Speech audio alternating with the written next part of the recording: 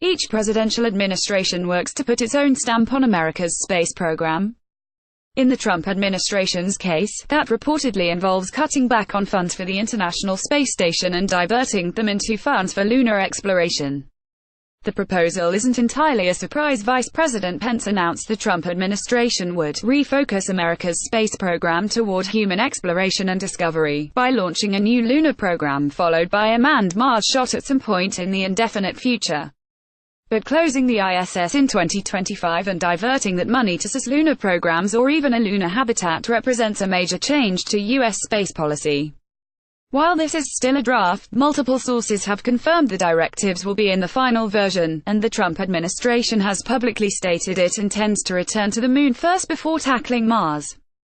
Evaluating the future of the International Space Station, it took 13 years to complete and launch the various ISS modules, from 1998 to 2011. Currently, NASA spends about $4 billion per year on the space station, out of a $19.5 billion total budget. At 21% of NASA's total budget and roughly 40% of its human exploration outlay, it's not chump change. One of the most significant complaints around NASA's upcoming space launch system is that the agency lacks the funds to plan missions or launch the rocket.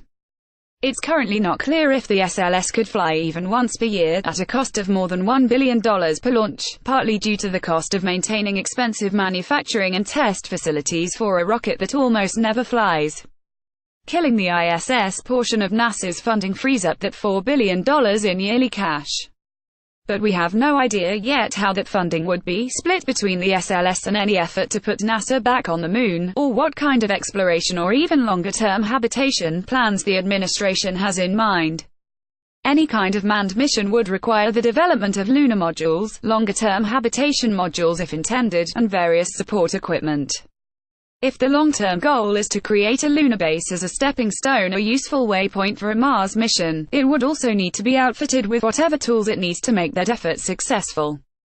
Currently, the U.S. has agreed to fund the ISS through 2024, though there's previously been talk of extending its operational lifetime through 2028, an exploded view of the ISS.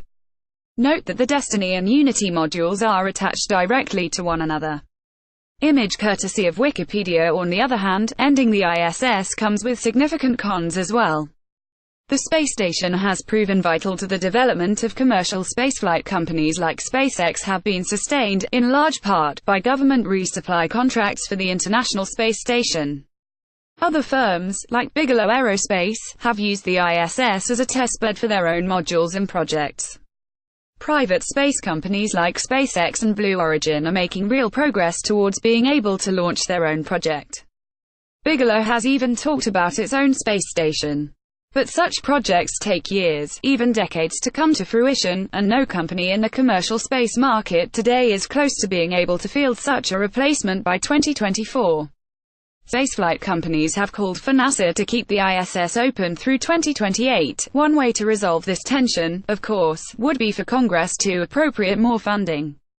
This would let NASA put more funds into SLS development, keep the ISS running, and begin plans for a series of lunar exploration missions.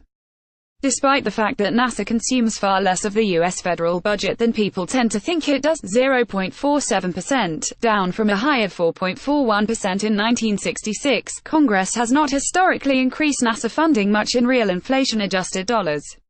The most recent high-water mark was in 1991, when NASA's budget was worth $24.235 billion in 2014 dollars.